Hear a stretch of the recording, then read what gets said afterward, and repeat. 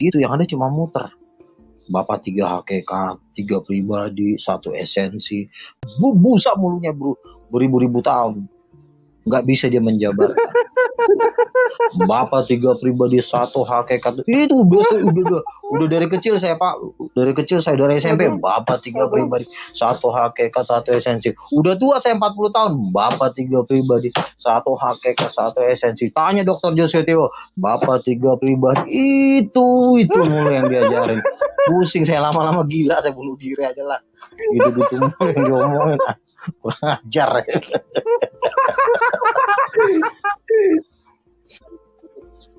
Saya juga nabi Pak, Lek Luga dan Bapak banyak lain. Saya nabi. Kemarin tuh kalau saya nabi rong. Iya, kalau saya nabi rong saya. Saya juga nabi Pak. Berkata, Pak jangan diambil lah Pak. Itu saya mau bilang tadi nabi rong. Oh ya, itu nama saya kan nabi rong, itu nabi rong. Yang hitam, nabi rong. Saya baru mau bilang, saya simpan dulu namanya nabi rong. Tapi Bapak ungkap, udah nggak jadi nabi aku. Nggak jadi aku nabi. Enggak gini Pak, kalau kita ngomongin Nabi jangan dibuat bercanda. Sebenarnya karena ada statement Nabi terakhir dari umat muslim itu, jadi kalau ada orang ngaku Nabi itu udah gentar.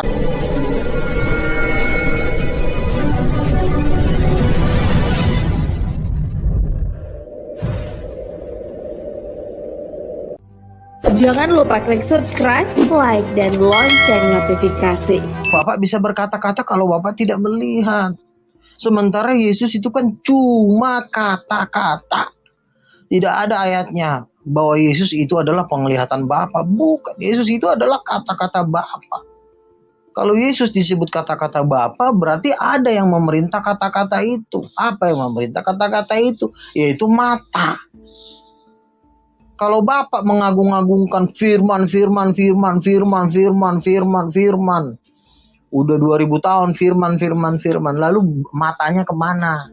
Emang Bapak nggak butuh mata lagi sehingga Bapak ngomongin firman terus? Iya kan? Kata-kata kan ada di mulut Pak. Kapan kata-kata ada pindah ke mata sini? Kapan? Kata-kata tetap di mulut. Nggak mungkin dia naik ke atas Pak. Yesus itu adalah kata nggak mungkin. Lalu siapa yang di sini? Ya di sinilah Allah Bapa itu. Di sinilah Allah Anak itu. Di sinilah Allah Roh Kudus, tangan kekuasaan. Seperti itu. Ya, jadi kalau kita menurut saya kalau kita tidak menangkapnya seperti itu, yang ada cuma muter. Bapak 3 hakikat, 3 pribadi, 1 esensi. Bapak 3 hakikat, 3 pribadi, 1 esensi, 1 hipostasi. Muter aja di situ beribuan berabad-abad tahun. Gitu aja omongin. Bapak 3 pribadi, 1 hakikat, 3 oknum, 1 esensi. Lalu apa yang 3 pribadi itu apa? Bapak 3 pribadi, 1 hakikat, 1 esensi. Bapak 3 pribadi, dia mengucapkan itu 1 juta kali Pak. Bapak 3 pribadi, 1. Nggak bisa dia menjelaskannya. Hanya sekedar Bapak 3 pribadi, 1 hakikat, 1 esensi. Bapak 3 pribadi, busa mulutnya bro, beribu-ribu tahun. Nggak bisa dia menjabarkan. Bapak 3 pribadi, 1 hakikat. Itu udah dari kecil saya Pak. Dari kecil saya dari SMP. Bapak 3 pribadi, 1 hakikat, 1 esensi. Udah tua saya 40 tahun. Bapak 3 pribadi, 1 hakikat, 1 esensi. Tanya Dokter Jose Teo. Bapak 3 pribadi.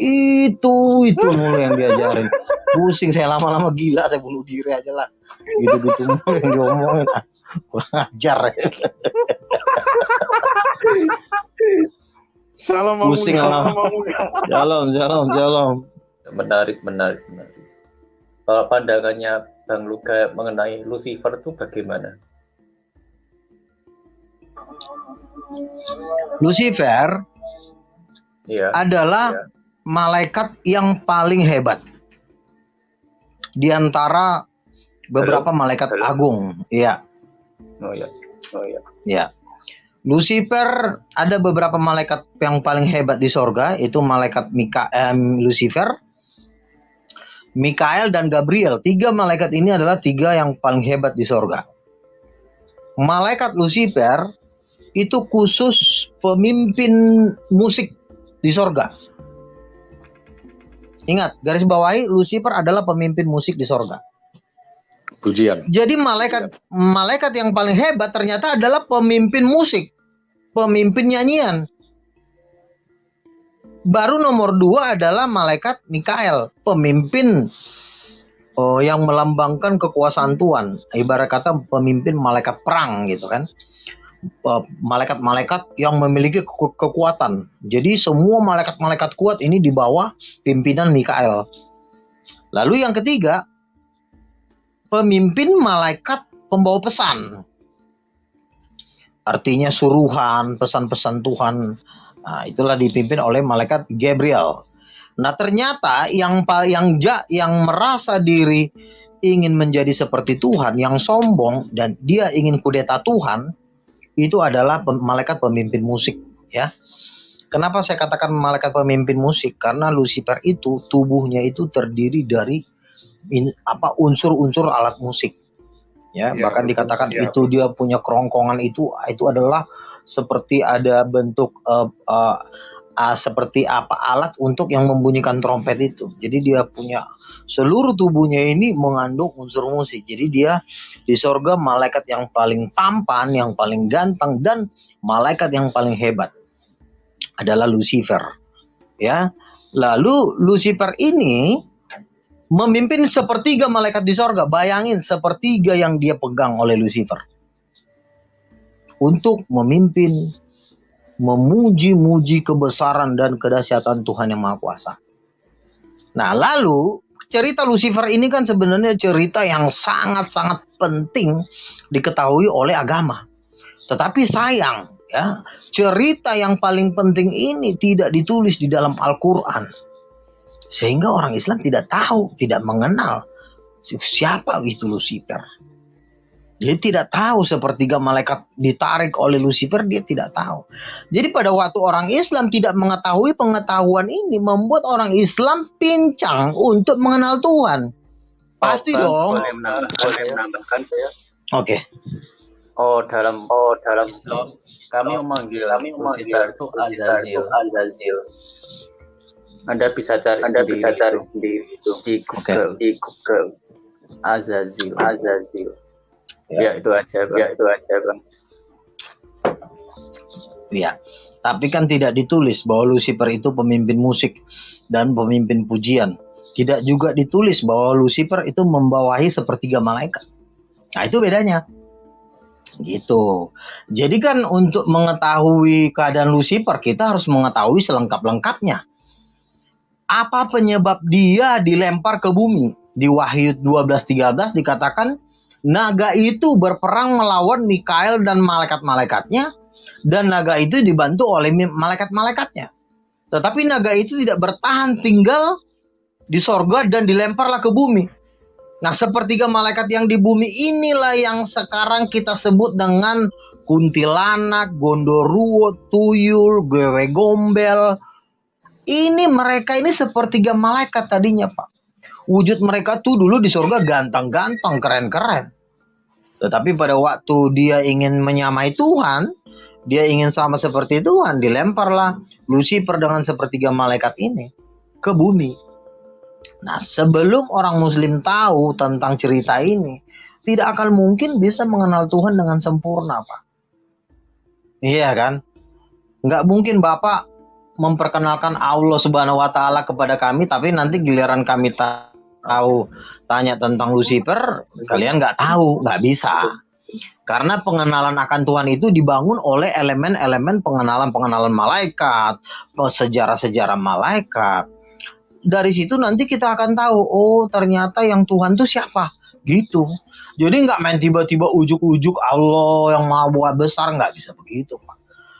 Allah yang maha besar itu harus dibangun dengan elemen-elemen pengenalan akan Tuhan melalui para malaikatnya, melalui ada lagi yang malaikat yang jenisnya lebih tinggi. Mungkin dia lebih tinggi. Beberapa sarjana teologi mengatakan bahwa jenis malaikat ini lebih tinggi dari Lucifer, atau malaikat ini juga sejenis dengan jenis malaikat ini, yaitu cherubim. Beberapa sarjana teologi mengatakan bahwa Lucifer itu adalah jenis malaikat cherubim. Gitu. Karena malaikat cherubim inilah malaikat yang berada di bawah tahtanya Tuhan. Itu dia punya wajah 4, dia punya sayap 4. Bayangin, Bapak bisa bayangin nggak kalau cherubim itu wajahnya ini wajah manusia, sampingnya wajah singa, sampingnya lembu, belakang wajah Raja Wali. Jadi satu tubuh wajahnya 4, sayapnya ada 4. Itulah cherubim. Dan beberapa sarjana teologi mengatakan menafsir ya bahwa Lucifer ini adalah salah satu malaikat cherubim. Karena di Yeskiel pasal 28 dikatakan bahwa dia ditempatkan dekat para kerub. Namanya juga malaikat paling tinggi kok. Udah Iya. paling Lucifer tuh lebih tinggi dari Mikael. Dia malaikat pertama itu, Bang. Makanya pada waktu Lucifer jatuh itu, disitulah Tuhan ya benar-benar kehilangan penyembah kan. Makanya diciptakannya lah manusia.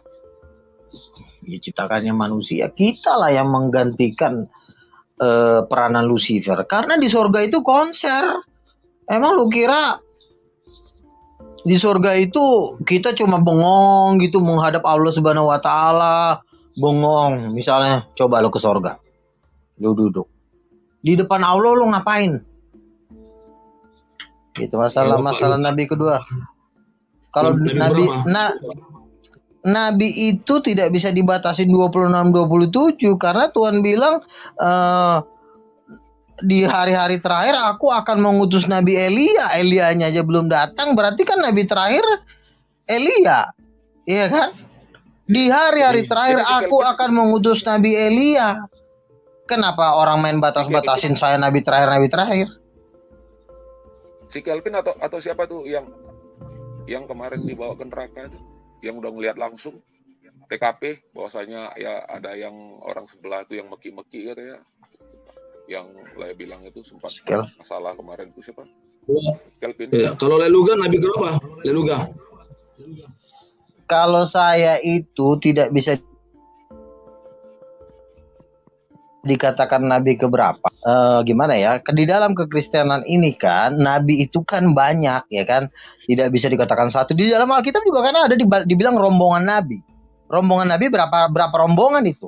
Berarti kan nabi itu banyak. Nabi itu sebenarnya fungsi nabi itu tetap ada. Kalau nggak ada fungsi nabi berarti lo nggak mau dengar suara Tuhan lagi dong.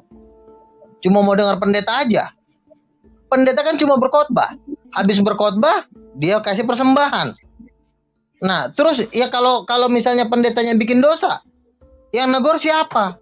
Harus ada seorang nabi, pendoa syafaat yang mendapatkan suara Tuhan menegur dia. Jadi yang namanya nabi itu nabi itu sampai kapanpun ada, nggak ada istilah nabi terakhir. Kalau di dalam kekristenan ya, makanya orang-orang kekristen yang menolak nabi itu Tuhan. Misalnya nih, saya dapat penglihatan. Kalau dia orang-orang nggak percaya Nabi Tuhan, itu bakalan nggak mau naik. Itu yang kasus Aceh itu tuh, yang tsunami Aceh 2004 itu. Kan seorang istri pendeta mimpi naik, Tuhan bilang akan terjadi bencana. Tapi puji Tuhan, semua dengerin. Mungkin ada juga yang mengatakan, lo nabi palsu lo. Masa mau bencana sih? Akhirnya kan ya ikut naik ke gunung. Dan apa yang terjadi? Besok paginya habis 500.000 orang mati. Nah, itulah disebut suara kenabian gitu. Tetap ada. Saya juga nabi, Pak. Luga dan Bapak-bapak yang lain. Saya nabi. Kemarin suara Kalau saya nabi rong. Iya, kalau saya nabi rong saya. Saya juga nabi, Pak. Pak, jangan diambil lah, Pak. Itu saya mau bilang tadi, Nabi Rong. Oh ya, itu nama saya kan Nabi Rong, itu Nabi Rong. Yang hitam, Nabi Rong. Saya baru mau bilang, saya simpan dulu namanya Nabi Rong, tapi Bapak ungkap, udah nggak jadi Nabi aku, nggak jadi aku Nabi. Enggak gini Pak, kalau kita ngomongin Nabi jangan dibuat bercanda, jangan. Nabi itu berbicara tentang suara Tuhan. Ya kan, salah, udah jelas, yang jelas di Aceh itu Pak, ada seorang ibu mengatakan kepada gereja, kalian naik ke gunung. Tuhan berbicara kepada saya dalam mimpi, kalian naik ke gunung. Dan apa yang terjadi? Paginya tsunami Aceh terjadi, itu suara Tuhan bukan? Suara Tuhan bukan? Kalau suara Tuhan berarti apa? Berarti kan suara kenabian. Kecuali yang ngomong Gondoruo. Ucok, matilah kau di gunung. Nah, berarti dia juru bicara Gondoruo. Gitu loh. Tapi kalau Tuhan Yesus yang ngomong, ya berarti dia juru bicaranya Tuhan. Juru bicara Tuhan namanya apa, Pak? Apa namanya juru bicara Tuhan? Prophet. Ucok. Tapi gini, begini, saya mau ngasih pandangan dulu. Ya, ini setahu saya di dalam Alkitab, ya. Sesudah Yesus tidak ada lagi nabi. Siapa yang bilang? Tetapi karunia kenabian ada. Lu mau muter lagi lo. Bedakan nabi, dengar dulu, jangan dipotong dulu, biar ngerti. Bedakan karunia kenabian dengan nabi. Oke. Intinya yang disampaikan lo percaya apa tidak? Karena gini, Yesus sendiri ngomong loh. Setelah Janganlah dulu kok. Dengerin. Lo banyak kok Mirza Gulam makanya nabi palsu juga. Gitu loh. Nabi palsu juga banyak. Tuhan. Apa? Kita bicara konteks Alkitab. Lae, Ya kan? ku bilang sama kau ku bilang sama kau ya. Gua pernah ngomong ke si Evi, kamu dibawa Tuhan ke sorga, dan itu terjadi. Dan dia benar-benar dibawa ke sorga dan dia masuk Kristen. Itu suara Tuhan bukan? Suara Tuhan, tapi dia bukan nabi. Bedakan. Susah kali kalau diajarin. Lalu apa namanya orang yang menyampaikan suara Tuhan, namanya apa? Kalau yang menangkap penjahat, dengerin dulu. Kalau yang nangkap penjahat namanya polisi. Kalau yang nyampain suara Tuhan namanya apa? Hamba Tuhan. Hamba Tuhan, penginjil juga hamba Tuhan, tapi dia nggak nyampein suara Tuhan. Iya itu, penginjil, pendeta. Penginjil itu bukan nabi. Penginjil itu menyampaikan apa yang misalnya Alkitab dibacain. Itu pemberitaan Injil. Penginjil dengan nabi itu beda. Ya, sekarang gini, kita lihat dalam konteks Alkitab, kita jangan asumsi. Konteks Alkitab, siapa nabi setelah Yesus? Agabus ada. Simon ada. Ayo. Bukan nabi dia. Ayo. Ini orang nggak pernah baca Alkitab. Buka. Ada ayatnya tuh. Buka Alkitab. Ada. Buka. Yesus. Kisah para Rasul. Ya. Kisah para Rasul 13 ayat 1 baca. Kamu kan bilang kan Yohanes nabi terakhir kan? Kamu bilang Yohanes nabi terakhir ya. Pegang omongan kau. Di situ dikatakan ada seorang nabi yang mendapat penampakan akan terjadi bencana, kelaparan. Saya bacain ya. Kisah para Rasul 13. Pada waktu itu di dalam jemaat di Antioquia ada beberapa nabi dan pengajar, yaitu Barnabas, Simeon, disebut Niger, Lukius, Kirene, Menahem. Lalu ada lagi dikatakan Agabus. Itu nabi bukan? Ayo. Nabi bukan? Oh, itu karunia nabi ya? Oh, itu karunia nabi. Oh, di sini dikatakan pada waktu itu ada beberapa karunia nabi gitu. Mana sih? Karunia nabi itu adalah nama pekerjaan. Orang yang melakukan pekerjaan namanya nabi. Prophet. Gini. Saya jelaskan. Ini apa lagi sih? Bahasa Alkitab. Oke. Apa lagi? Pak, itu kan Apa lagi? Ini. Itu benar apa bohong? Enggak, maksudnya muter ke dalam 13 itu ya. Maksudnya itu orang-orang yang unggul dalam berbagai karunia, anugerah dan pelayanan. Di situ dibilang nabi. Bapak jangan muter beberapa nabi. Muter gitu. lagi nih kayak Islam aja loh. Di situ dikatakan beberapa nabi berarti nabi. Bapak jangan memutar-mutar lagi kayak si Ucok. Gini, baca ya. Gini apa lagi? Namun mereka, dengar dulu, jangan dipotong, makanya biar dipaham. Namun mereka dalam konteks Kisah Para Rasul 13 ayat 1. Namun mereka yang disebutkan tadi situ, ya, yang disebutkan di ayat 1 itu, ada kalanya mendapat ilham ilahi dan menerima petunjuk langsung dari surga pada kesempatan khusus yang membuat mereka disebut nabi, gitu loh. Oke? Itu. Tapi kan kamu bilang tadi tidak ada lagi tidak karunia mereka miliki, makanya mereka disebut nabi dan pengajar. Oke. Izin bicara. Itu istilahnya. Itu loh.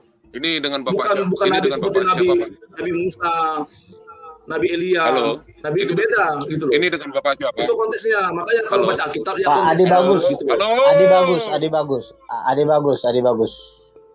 Adi Bagus. Itu lihat konteksnya gitu loh. Pak Adi Bagus. Yuk. Pak Adi Bagus, saya mau bertanya boleh? Saya boleh bertanya? Saya boleh bertanya Pak Adi Bagus? Boleh, silakan. Boleh. Tolong ucapkan iman rasuli. Aku percaya kepada Allah, Bapa yang Maha Kuasa, Pencipta langit dan bumi, dan kepada Yesus Kristus, Anak yang tunggal, Tuhan kita, yang dikandung pada Roh Kudus, lahir dari darah Maria, yang menderita sengsara di bawah pemerintahan Pontius Pilatus, yang disalibkan, mati dan dikuburkan. Oke, Turunkan ya, jemaah pada hari ketiga bagi pulang. Jangan dilakukan, Pak. Iya. Tunggu dulu, Pak. Bapak lihat cara Berarti Bapak Kristen ya? Tunggu dulu, Kristen. Pak. Bapak Kristen ya? Kristen kan? Pengertiannya begini, Pak. Sederhana, Pak. Ada karunia kenabian, ada nabi. Setelah zaman Yesus, itu para rasul itu pada zaman para rasul itu masih ada nabi, Pak. Itu jelas tertera di Kisah Para Rasul 13 tadi. Setelah itu, Pak, barulah terjadi karunia kenabian pada zaman hingga saat sekarang ini, Pak. Karunia. Kenapa karunia kenabian?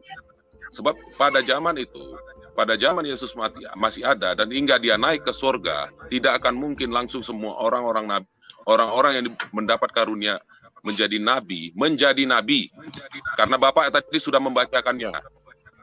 Orang yang telah melihat langsung, yang sering dan mendapat penglihatan dari Allah, dari Tuhan langsung, itu disebut nabi, Pak.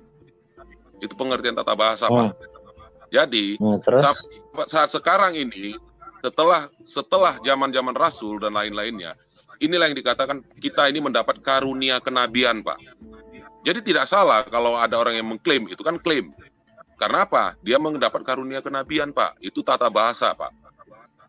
Jadi Alkitab itu sudah jelas menuliskan. Kalau Bapak tadi menyangkal, benar kata Pak Luga, benar kata Bapak. Bapak berdua benar, sama-sama benar.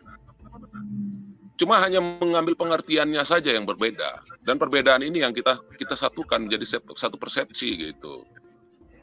Karena di dalam Alkitab tidak ada tulisan karunia kenabian. Iya, maksudnya begini Pak Luga. Benar Pak. Makanya saya katakan benar Pak Luga katakan, benar Pak Bapak itu katakan.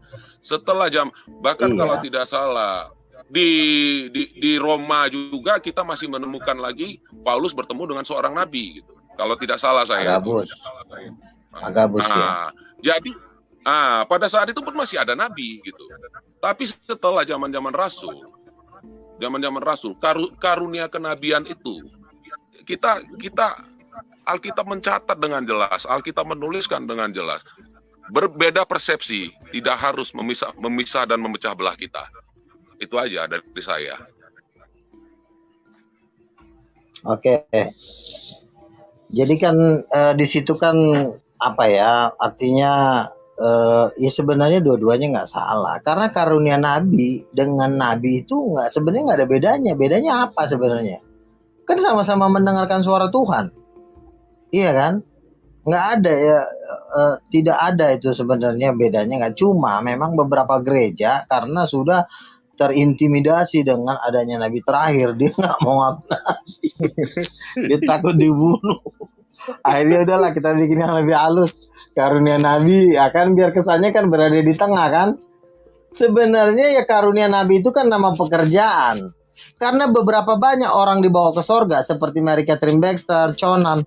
Tuhan di dalam perbicaraan mereka, Tuhan ngomong kepada Chonam, kau adalah nabi akhir zaman. Engkau adalah nabi Tuhan. gitu. Jadi dari penglihatan itu kan ini kan baru asumsi-asumsi di muka bumi inilah. Karena kan yang namanya nabi itu kan ya sebenarnya karena ada statement nabi terakhir dari umat muslim itu. Jadi kalau ada orang ngaku nabi itu udah gentar gitu kan, kayak Paul Zhang ngaku nabi langsung di Interpol ya kan.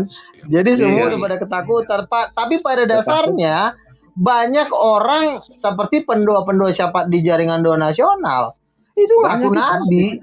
Saya di jaringan doa nasional, Pak ya. Saya ini salah satu pendoa jaringan doa nasional. Itu pusatnya Tahun ini nabi kapan, seluruh Pak? bumi. Jadi gini, Tahunnya jadi gini. tahun Saya mau tahun memiliki ini tentang dulu, Pak. Saya mau tanya dulu, Bentar. Pak. Memang masih nabi itu tetap ada sampai kapanpun gitu loh. Jadi kalau ada beberapa Kristen mengatakan karunia nabi, ya itu mungkin saya karena mungkin mereka untuk memperhalus saja, karena mungkin mengaku seorang nabi itu kan terlalu ekstrim. Ya akhirnya dibikinlah karunia nabi. Jadi kan kalau mereka mengatakan karunia nabi kepada muslim kan muslim juga bingung nih apaan lagi.